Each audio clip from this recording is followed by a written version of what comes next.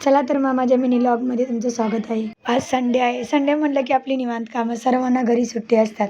मुलांच्या फरमाईश, एक म्हणतं मम्मा शेवाळ्याची खीर कर, एक म्हणतं मम्मा पोहे कर। म्हटलं चला आज खीरच करूया।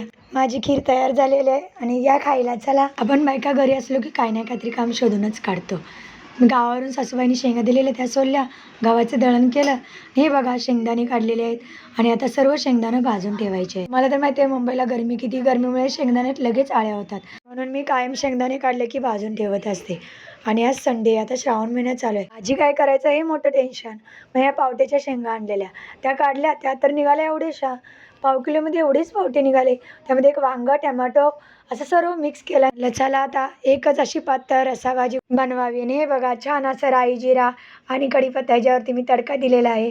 छान अशी भाजून घेतले आणि सर्व मसाले टाकून छान अशी रेडी भाजी झालेली आहे। आज मुलांचा थोडा अभ्यास घेऊ। लाडू काय करत आहे बघा, लाडू काय करतोय?